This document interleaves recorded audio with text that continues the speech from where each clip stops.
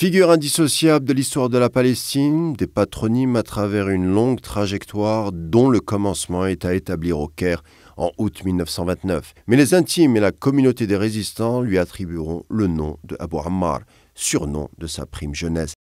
Précocement, comme une seconde peau, son uniforme vert olive ainsi que son légendaire kéfier, clin d'œil envers la libération de la Palestine historique, se confondent avec sa verve de lettré arabe. Précocement en effet, dès 20 ans, témoin de la guerre en Palestine et la Nakba, le jeune ingénieur se forme et embrasse la théorie révolutionnaire après les cours à l'université du Caire. Il prendra le temps de décortiquer les écrits sionistes pour mieux, dit-il, comprendre son propre ennemi. Le militant prend du galon à partir de 1952. Le jeune Yasser dira alors que ses amis convolent que la Palestine est sa seule et unique épouse.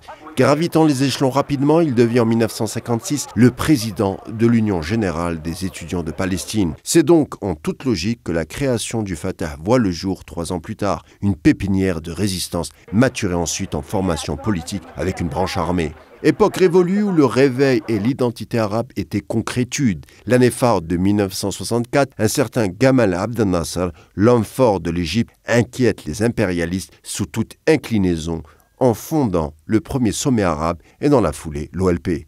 Clandestinité, longue nuit, solitude et intense réflexion n'empêchant pas Abu Ammar d'être élu à la tête de l'OLP.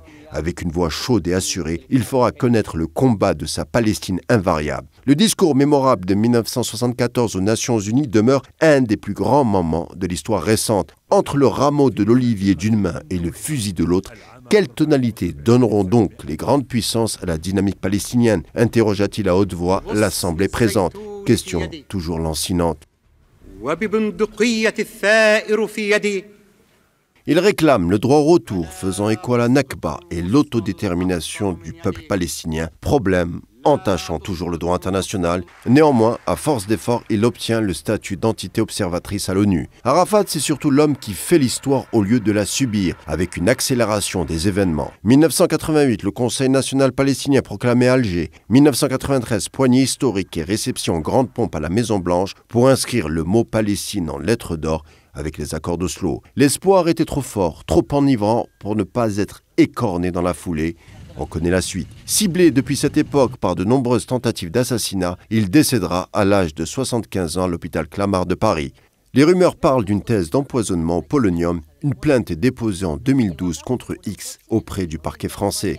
Des prélèvements effectués par des médecins suisses confirmeront la thèse de l'empoisonnement.